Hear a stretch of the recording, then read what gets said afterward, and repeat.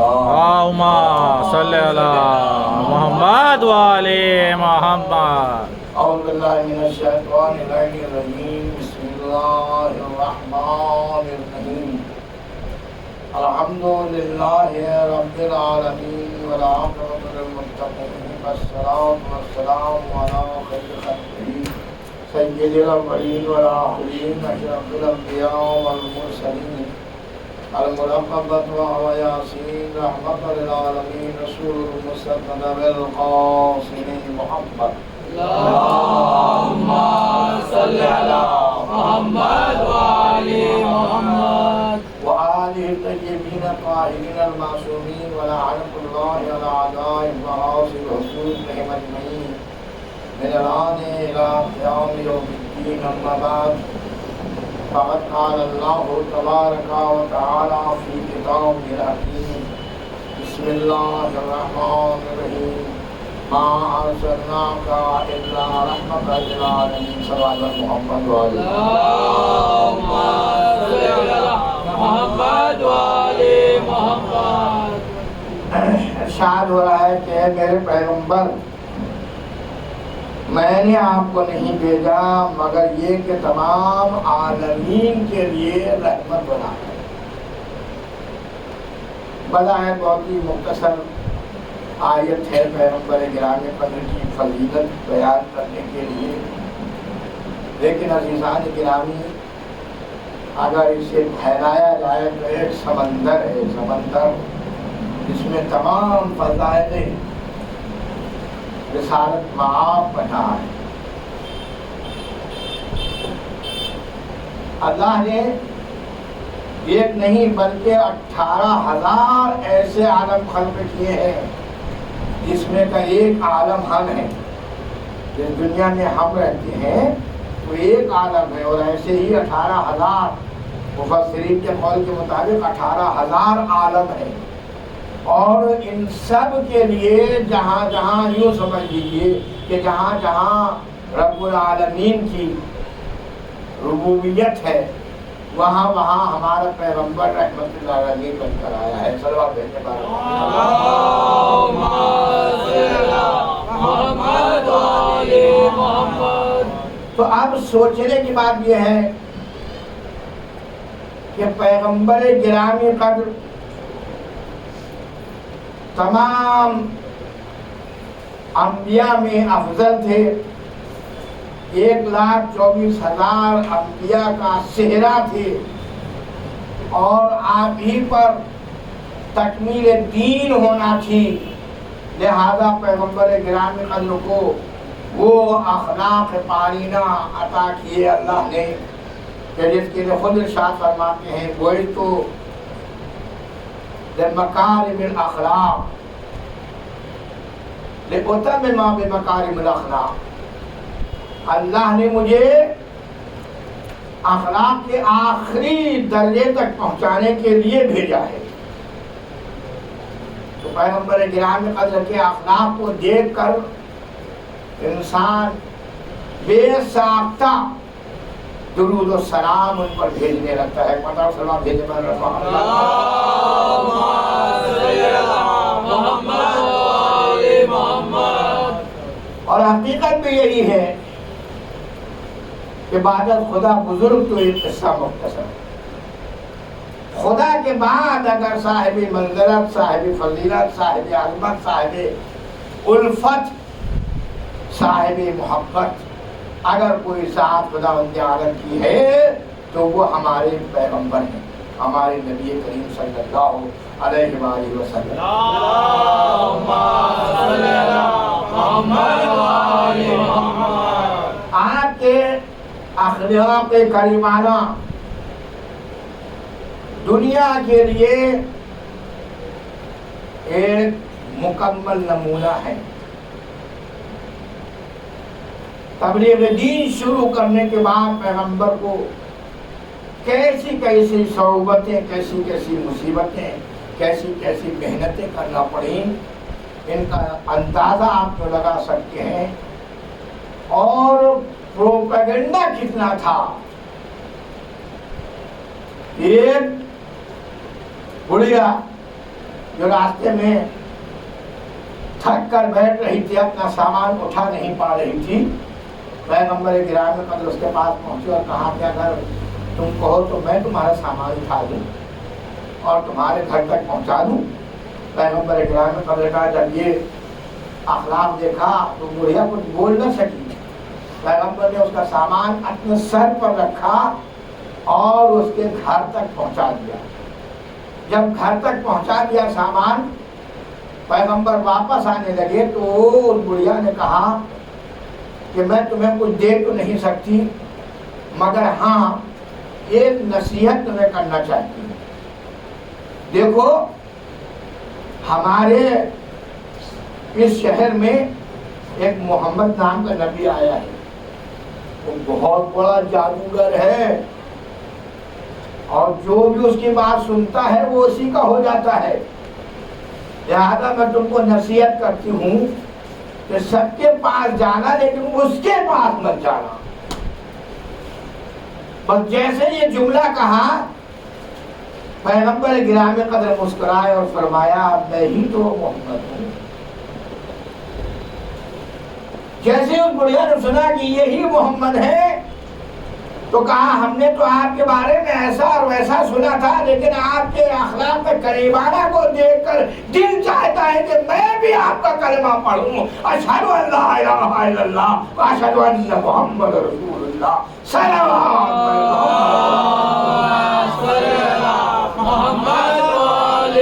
वसल्लम।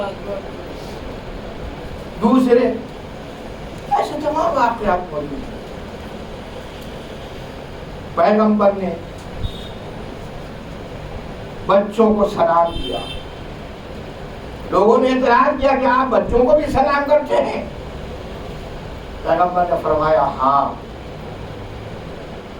मैं बच्चों को सलाम इसलिए करता हूं कि ये मुझसे गुनाह में कम है, हर इंसान से गुनाह में कम है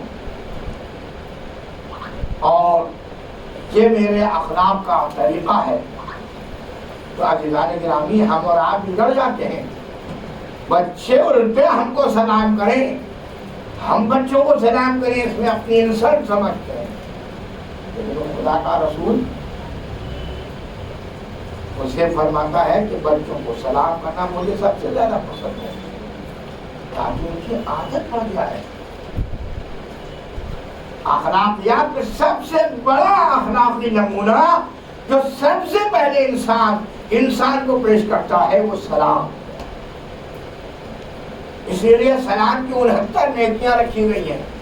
जो सलाम में सबकत करता है उसको 69 नेकियां मिलती हैं और जो जवाब सलाम देता है उसको 1 नेकी। सलाम करना रसूलुल्लाह की सुन्नत है, लेकिन जवाब देना वाजिब है। वाजिब किसे कहते हैं, सुन्नत किसे कहते हैं? वाजिब वो अमल है कि अगर छोड़ दिया जाए तो अल्लाह की तरफ से सजा मिलेगी। मुस्तहब वो अमल है कि अगर न किया जाए, वक्त के नज़ाकत को देखते हुए इंसान भूल जाए तो उसे कोई सजा नहीं मिलेगी, क्योंकि रहमतुल आलमीन का तरीका है। एक बताओ सल्लल्लाहु अलैहि वसल्लम।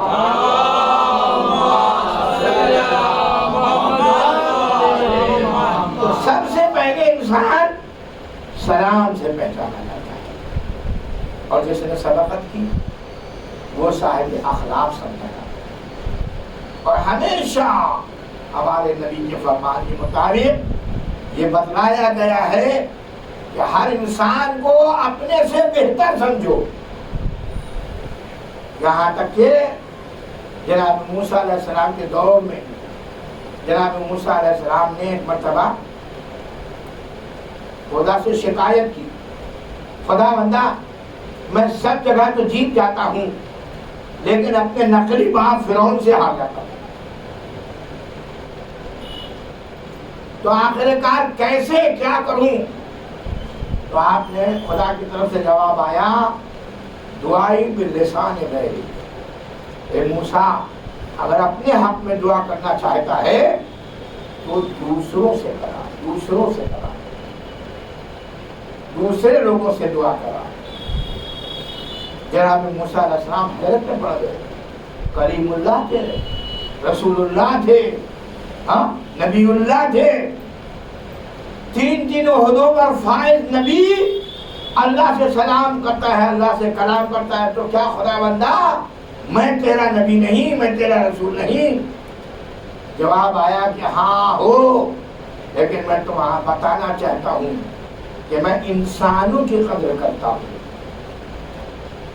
तुम इंसान बनाने के लिए आए हो, आदमियों को इंसानियत के दर्जे पर पहुंचाने के लिए आए हो, लिहाजा ये तो देखो कि तुमने अगर अपने ही आप को इंसान समझा और दूसरों को ऐसा वैसा समझा तो तुम्हारी कोई बात काबिल गौर नहीं है।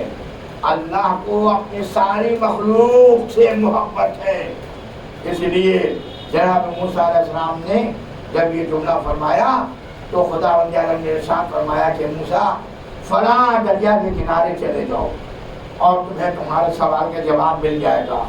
जनाब मूसा अलैहिस्सलाम दरिया के किनारे पहुंचे तो क्या देखा कि एक सूखा हुआ दरख्त है और उस दरख्त के नीचे एक बुढ़िया बैठी है जिसके दोनों हाथ कटे हुए, दोनों पैर कटे हुए, यानी वो ना कहीं जा सकती है और ना अपने हाथ से खा सकती है। जनाब मूसा अलैहिस्सलाम जब उसके करीब पहुंचे तो पहुंचने से पहले ही उसने आवाज दिया, सलाम अलैका या मूसा कलीमुल्लाह।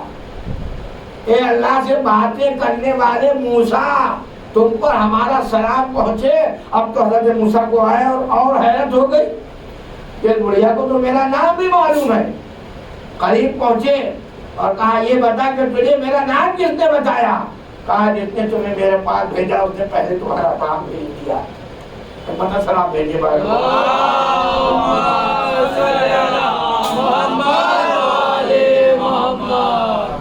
तो उसके बाद जनाब मूसा अलैहिस्सलाम ने उससे अपनी अर्ज़ात पेश की, यही जुमला कि मैं फिरौन से हार जाता हूँ। बुढ़िया ने दुआ दी और कहा जाओ मूसा, अब तुम फिरौन पर कामयाब हो जाओगे। और उसके बाद अपने 12 कबीलों को लेकर हज़रत मूसा अलैहिस्सलाम चले, दरियाए नील के करीब पहुँचे और दरियाए नील के करीब जब पहुँचे तो कौम वालों ने कहा कि हम तो एक साथ दरिया पार करेंगे, ऐसा न हो कि जिसको आप ज्यादा चाहते हो उसे पहले आप पार करवा दें और हम लोग पीछे रह जाएं और पीछे से फिरौन का लश्कर आके हमको कुचल डाले, लिहाजा हम तो एक साथ जाएंगे। जनाब मूसा के 12 कबीले थे। हजरत मूसा अलैहिस्सलाम ने खुदा के हुक्म से उस पानी पर लाठी मारी, जैसे ही ऐसा मारा लाठी मारी तो 12 रास्ते बन गए। और तब आपको हैरत होगी कि कौम वाले भी कैसे ढीठ थे, कहने लगे तो हमें क्या पता चलेगा कि कौन पहले निकल गया कौन बाद में, लिहाजा इसमें खिड़की भी होना चाहिए ताकि हम देखें कि कौन कहाँ तक पहुँचा। लिहाजा उसमें खिड़कियां भी बन गई, आधा पानी इधर हो गया आधा पानी उधर हो गया। मूसा की सारी कौम पार हो गई, यहाँ तक के धड़धड़ाती हुई फिरौन की कौम भी आ गई और आधे रास्ते तक पहुंची थी कि पानी सबका सब मिल गया और मूसा कामयाब हो गए। सलाम भेजे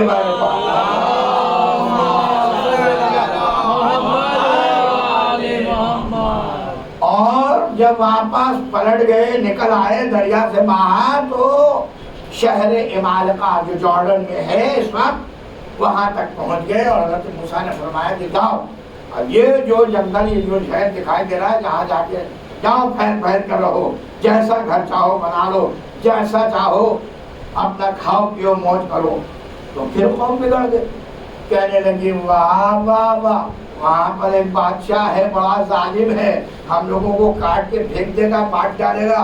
पहले तुम जाओ, अपनी जान पहले तुम अपने खपाओ, फिर उसके बाद हम आएंगे। ये है बदतमीजी, ये है बदअखलाकी जो मूसाइयों ने अपने नबी के साथ की।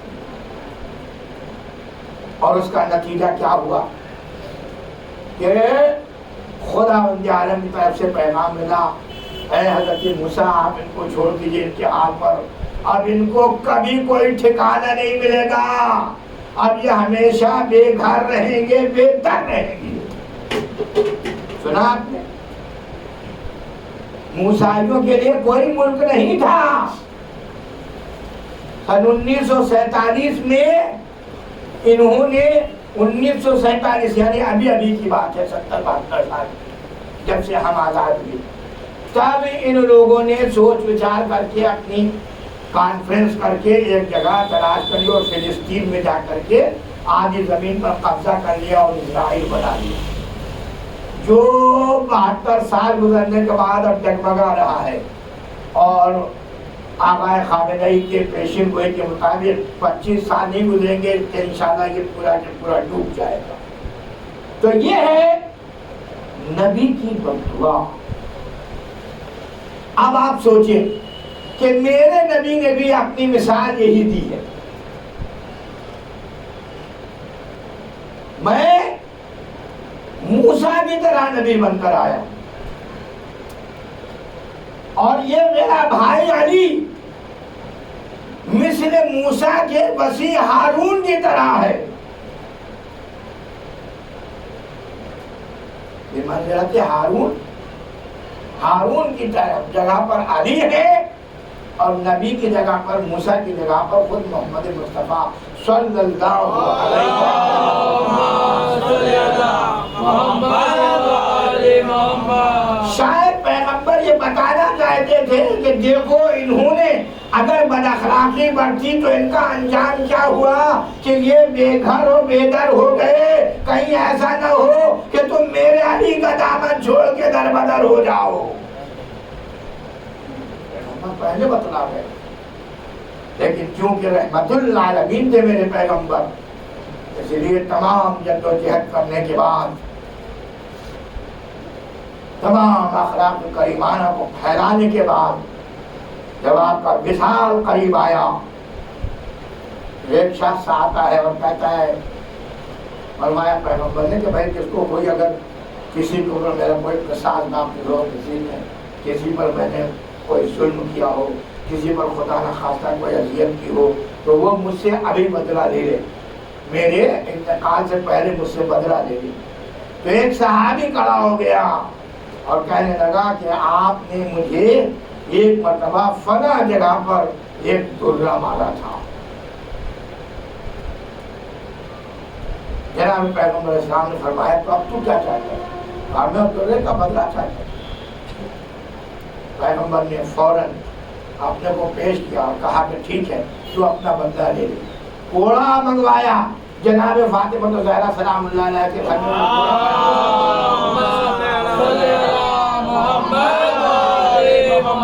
वो कोड़ा खुसूसी तौर पे जनाब सलमान को भेज करके मंगवाया कि जाओ वो कोड़ा जो पुराने जमाने का, पुराने वक्त का मेरा रखा हुआ है महफूज, फातिमा से कहना कि दे दे। फातिमा ज़हरा सलामुल्लाह अलैहा को जब ये खबर मिली तो वो कहाँ मानने वाली थी, वो भी पीछे पीछे आई और कहा कि भाई अगर तुझे बदला लेना है तो मुझसे बदला ले ले, मैं उनकी बेटी हूँ, मेरे बेटे हसन हुसैन उनसे बदला ले ले, मेरा शौहर अली मुर्तज़ा है उससे बदला ले ले, मगर तेरी जुरात और हिम्मत कैसे हुई कि तू मेरे बाबा को कोड़ा मारेगा। लेकिन पैगंबर गिरामी कदर ने फरमाया, फातिमा आज आप खामोश रहें, मैं दुनिया वालों को बताना चाहता हूँ अल्लाह ने मुझे अखलाक के आखिरी दर्जे तक पहुँचाने के लिए भेजा है। वो इस तो रेवता में माँ बेमकार मेरा अखलाक, मैं अखलाक के आखिरी सीने तक पहुँचाने के लिए आया हूँ इस मखलूक ने खुदा को। लिहाजा वो पैगंबर झुक गए और घोड़ा उसके हाथ में दिया और फरमाया कि ले अपना बदला ले ले। वो कहता है जनाब माफ फरमाइएगा हुजूर, जब आपने मुझे कोड़ा मारा था तो मेरी पीठ नंगी थी, मेरे जिस्म पर कपड़ा नहीं था। पैगंबर ने फौरन अपने कमीज को उतार दिया और उसके सामने आकर के बैठ गए। बस ये देखना था। सहाबी आगे बढ़ा और आगे बढ़ करके उसने मोहरे नबूवत को चूम लिया और पुकार के कहा, आगा मुझे माफ कर दीजिएगा, मैंने कोई कोड़ा वोड़ा नहीं खाया आपका, आपने कोई मुझ पर जुल्म नहीं किया, मुझे तो हसरत थी कि मोहरे नबूवत को चूम लूं ताकि खुदा वंद्याला मेरी बख्शिश का सामान कर दे।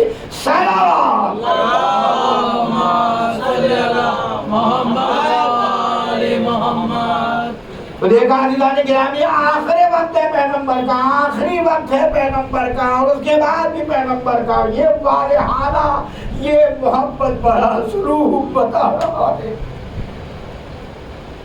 کہ زندگی کس طرح گزاری جائے. اور اسی اخلاق کریمانہ کا آخری نتیجہ یہ تھا کہ پیغمبر نے ہمیں بے لگام نہیں چھوڑا، بلکہ ہماری بات کے لیے بھی ہمارا انتظام فرما دیا.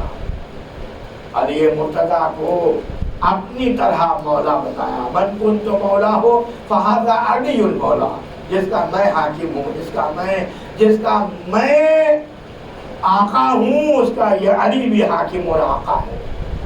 عزیزان گرامی، اس علی پر کتنا سب و شتم ہوا آپ سن سکیں گے. 70 سال تک بعد علی بھی معاویہ کے منبروں سے مولا علی کو دشنام ترازی کی. میں نے کل آپ کے ساتھ عرض کیا تھا کہ علی علیہ السلام کی زندگی سب سے زیادہ مظلومانہ زندگی ہے. کہ آپ فرماتے ہیں جب بیٹا حسن نے پوچھا کہ مولا میں دیکھتا ہوں، بابا میں دیکھتا ہوں کہ لوگ آپ کو سلام نہیں کرتے، تو آپ نے فرمایا بیٹا حسن تجھے یہ حسرت ہے کہ لوگ مجھے سلام نہیں کرتے، اور مجھے یہ حسرت ہے کہ میں لوگوں کو سلام کرتا ہوں تو لوگ میرے سلام پر جواب دیتے. گرامی، میں کیا عرض کروں، کیا گزر گئی ہوگی پیغمبر پر جب یہ حالات پیغمبر گرامی قدر نگاہ فرماتے ہوئے. ان کی موت ہماری طرح موت نہیں ہے، ان کی زندگی ہماری طرح زندگی نہیں تھی. پیغمبر کل بھی زندہ تھے، آج بھی زندہ ہیں. کل بھی ہم جس طرح کلمہ پڑھتے تھے ان کا، آج بھی ان کا کلمہ پڑھ کر کے مسلمان ہوتے ہیں. عزیزان گرامی قدر، لیکن اس کے باوجود اہل بیت محمد کیا کیا مصیبتیں اپنے سر پر اٹھائیں. آپ جانتے ہیں آج دوسری ماہ محرم،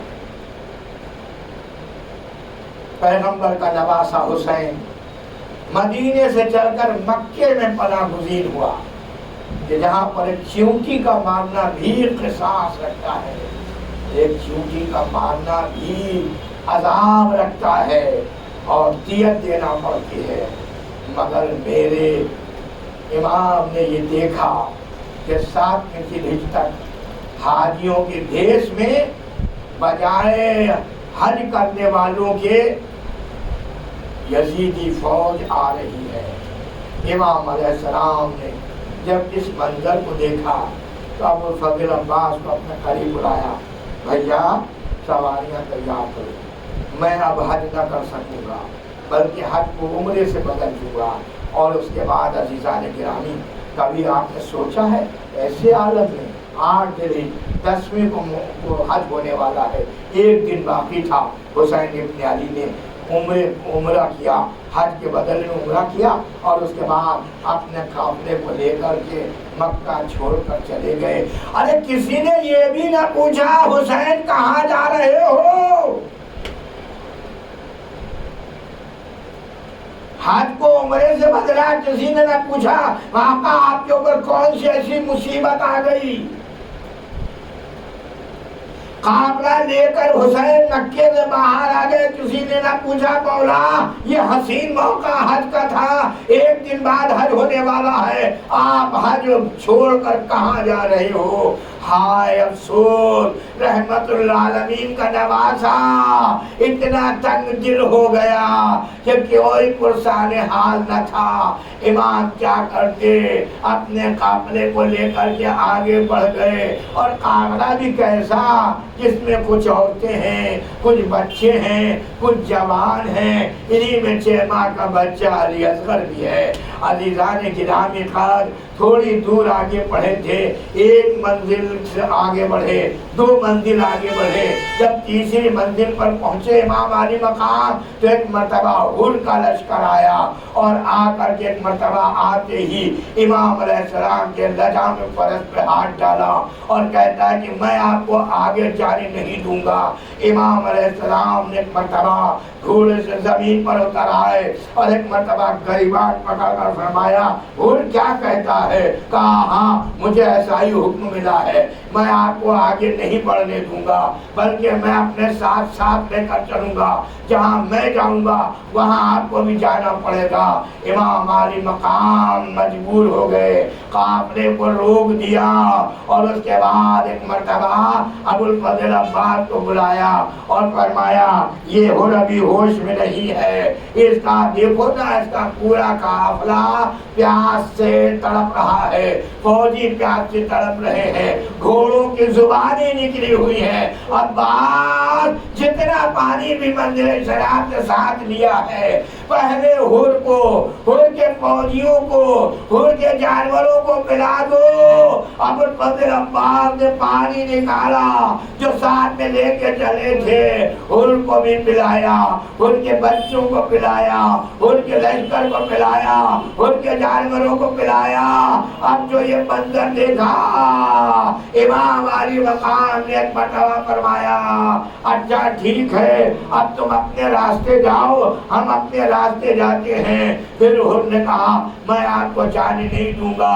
بس ایک مرتبہ امام نے بے ساختہ فرمایا اے ہر تیری ماں کے ماتم میں بیٹھے، بس یہ سننا تھا۔ ہر تڑپ گیا اور ایک مرتبہ تڑپ کے سر جھکا کے کہتا ہے مولا کاش کہ آپ کی ماں خاتون جنت نہ ہوتی، فاطمہ زہرا نہ ہوتی، تو میں بھی آپ کو پلٹ کے یہی جواب دیتا، لیکن کیا کروں کہ آپ کی ماں فاطمہ زہرا ہے، نبی کی بیٹی ہے۔ اب ہوا یہی کہ جناب امام علی مقام آگے آگے پیچھے پیچھے ہر کا لشکر چلا۔ عزیزان گرامی، ہر وہ ہے کہ جس نے 25 حج پیدل چل کر کے امام کے ساتھ انجام دیے، خود اقرار کیا اس نے روزہ عاشورہ کہ اگر میں حسین کے قریب نہ جاؤں تو کیا کروں۔ ہر کہتا ہے کہ میں نے حسین کے ساتھ 25 حج پاپ زیادہ کیے ہیں، میرے حج غارت ہو جائیں گے۔ لیکن عزیزان گرامی، افسوس، ہزار افسوس کہ ہر ہی گھیر کر کربلا کے میدان میں آیا۔ 2 محرم تھی، آج ہی کا دن تھا جب حسین کرب و بلا میں وارد ہوئے۔ اور حسین کیا وارد ہوئے، حسین کا گھوڑا رک گیا۔ امام علیہ السلام نے دوسرا گھوڑا بدلا، وہ بھی آگے نہ بڑھا۔ تیسرا گھوڑا بدلا، وہ بھی آگے نہ بڑھا۔ چوتھا گھوڑا بدلا، وہ بھی آگے نہ بڑھا۔ 6 گھوڑے امام نے بدلے، لیکن وہ کسی طرح سے تسمس نہ ہوتے تھے، آگے نہ بڑھتے تھے۔ آخر کار امام گھوڑے سے زمین پر اتر آئے اور اٹھ کر کے ایک مرتبہ مٹی کو اٹھا کر سونگھا، اور سونگھنے کے بعد ایک مرتبہ فرماتے ہیں ارے اتنے تو میرے خون کی بو آتی ہے، اے زینب اب اتر آؤ، سواریاں خالی کر دو۔ یہی وہ مقام ہے کہ جہاں میرا اختتام ہوگا، جہاں میرے بچے شہید کیے جائیں گے، جہاں میرے جوان کے سینے پہ برچھی کا پل لگے گا۔ ارے یہی وہ جگہ ہے جہاں قاسم نازنین زندہ گھوڑوں کی ٹاپوں سے پامال ہو جائے گا۔ امام کی نظروں میں پورا کربلا پھرنے لگا۔ زینب اولیاء مقام دوڑی ہوئی بھائی کے پاس آئی، کہا بھیا میں نے بھی یہی سوچا تھا، مجھے بھی اچھا نہیں لگ رہا تھا، اس لیے کہ جب میں نے زمین پہ قدم رکھا تو خاک کربلا اڑ اڑ کے ہماری چادروں پہ آنے لگی۔ اے آقا اب آپ یہیں رک جائیے۔ امام نے قافلے کو روک دیا، دیکھا جگہ تلاش کی، فرات کا کنارہ اچھا لگا، فرات کے کنارے اپنا پڑاؤ ڈال دیا۔ مگر عزیزو اہل بیت کیا پانی کے پاس رہ سکے؟ نئی تاریخ کہتی ہے کہ 4 محرم کو یزید کا لشکر یکے گھرے آنے لگا، اور آنے کے بعد عمر سعد نے سب سے پہلا حکم یہی دیا کہ یہ خیمے دریا کے پاس سے اٹھا لیے جائے۔ ابو الفضل عباس کو غیظ آ گیا، فوراً آپ نے اپنی تلوار نکالی، چاہتے تھے کہ آج ہی رن پڑ جائے، لیکن امام علی مقام نے سر سے پیر تک دیکھا، رحمت اللہ العالمین کی نظر پڑی، فرمایا بھیا عباس ابھی جنگ کا موقع نہیں ہے، صبر فرمائیے، خیمے ہٹا دیجئے۔ لو علی و حسین کے خیمے دریائے فرات سے دور لگائے گئے اور عمر سعد کا خیمہ دریا کے آس پاس لگ گیا۔ حسین علیہ السلام نے ایک مرتبہ دیکھا کچھ پانی رہ گیا ہے، تاریخ کہتی ہے کہ 3 دن تک وہ پانی چل سکا جو دریا سے بھر گیا تھا۔ 7 محرم و تاریخ تھی کہ جب حسین کے خیموں میں ذرا برابر پانی نہیں تھا، بچے بھی پیاسے تھے، بڑے بھی پیاسے تھے۔ اور عزیزان گرامی، آج جب حسین قریب پہنچے تو ایک مرتبہ امام علی مقام نے پہلے پورے کربلا کے معرکے کو، پورے کربلا کے میدان کو دیکھا، اور آنکھوں سے دیکھنے کے بعد کیا دیکھا؟ صحابہ کرام پیچھے پیچھے جا رہے ہیں، حسین اشک فرما رہے ہیں، اے میرے نانا، ایسے صحابی نہ آپ کو ملے، نہ میرے بابا کو ملے، نہ میرے بھیا حسن مصطفیٰ کو ملے۔ اور یہ کہتے کہتے ماں باقاعدہ جاتے جاتے درختوں کی، پودوں کی دھنڈیاں کاٹتے جاتے ہیں، میدان کو صاف کرتے جاتے ہیں، کوڑا کرکٹ ہٹاتے جاتے ہیں۔ بس عزیزان گرامی قدر میں نہیں عرض کر سکتا، امام علی مقام نے اس کے بعد پھر فرمایا پتہ لگاؤ یہ زمین کس کی ہے، یہ زمین کس کی ہے۔ پتہ چلا کہ یہاں کوئی قافلہ بنی اسد رہتا ہے، اس کی یہ زمین ہے۔ امام علی مقام نے بنی اسد والوں کو بلایا، نہ صرف یہ کہ بنی اسد کے لوگوں کو بلایا، بس آخری بات، لوگوں کو بلایا، بنی اسد کی عورتوں کو بھی بلایا، بنی اسد کے بچوں کو بھی بلایا۔ اور ایک مرتبہ جناب امام علی مقام نے جناب علی اکبر علیہ السلام کے نام پر اس زمین کو خریدا۔ 60,000 درہم میں یہ زمین خریدی گئی۔ یہ امام کی اپنی اصلی ملکیت ہے، امام کی مملکت، امام کی ملکیت ہے کربلا، جسے شہزادے علی اکبر کے نام سے خریدا گیا۔ اور امام علی مقام نے خریدنے کے بعد پیسے بھی واپس دے دیے اور دستاویز بھی بنی اسد کے حوالے کر دی، اور کہا کہ اس کے بدلے میں میری کچھ وصیتیں اسے سن لو۔ پہلی وصیت تو یہ ہے کہ کل 10 محرم کو جب ہم یہاں شہید کر دیے جائیں گے تو تم سب آ کر کے ہمیں دفن کر دینا، اور دوسری شرط یہ ہے کہ اگر کوئی مسافر کہیں سے آ جائے اور ہمارے قبروں کا پتہ پوچھے تو اسے پتہ بتا دینا، اور تیسری شرط یہ ہے کہ اسے 3 دن مہمان رکھنا۔ لو عزیزو، تینوں وصیتیں کرنے کے بعد امام علی مقام نے وہ زمین بھی واپس دے دی اور وہ زمین کا پٹا بھی ان کے حوالے کر دیا، اور اس کے بعد امام علیہ السلام عورتوں کی طرف رجوع ہوئے اور فرماتے ہیں شاید بنی امیہ کے خوف سے تمہارے مرد نہ آ پائے تو دیکھو تم ہی لوگ ان کو غیرت دلانا تاکہ ہمارے کشتوں کو یہ دفن کر دیں۔ اور اس کے بعد بھی امام کو اطمینان نہیں ہوا، ایک مرتبہ بچوں سے مخاطب ہوئے، دیکھو بچوں تم اس بات کا خیال رکھنا، اگر تمہارے ماں باپ دونوں بنی امیہ کے خوف سے ہمارے لاشوں کو دفن نہ کریں تو تمہیں کھیلتے ہوئے چلے آنا اور میدان میں آ کر کے ہماری اڑیاں لاشوں پر ایک ایک مٹھی خاک ڈال دینا۔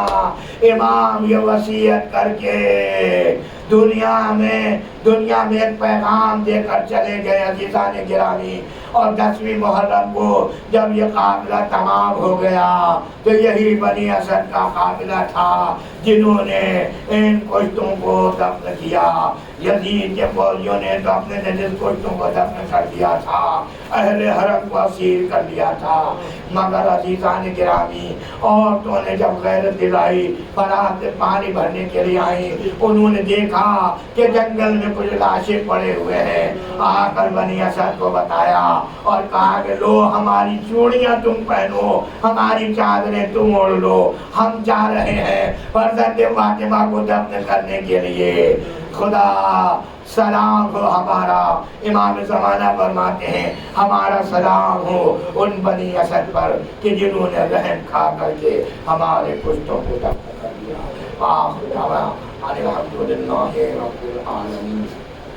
خدا مدد کرم الرحمن کے واسطہ محمد وال محمد کا ہمارے اس خلیل عمل کو قبول فرما، تمام بیماروں کو بیمار کربلا کی خدمت میں صحت عطا فرما، بے روزگاروں کو روزگار، صاحبان روزگار کو ترقی عطا فرما، معبود حقیق کی تمام شیعان و جہاں کہیں بھی پناہ دیے ہوں ان کو تمام آفات جہانی و سماوی سے محفوظ فرما۔ خداوند ہمارے نوجوانوں کو بہترین روزگار اور حلال روزی و حلال پیسہ کمانے کی توفیق عنایت فرما۔ اے معبود حقیقی علماء کا سایہ ہمارے سر پہ باقی رکھ، امام زمانہ کی ظہور میں تاجیل فرما، ہمیں ان کے ساتھ جو جماعت کی توفیق عنایت فرما۔ ماتم حسین حسین حسین حسین حسین حسین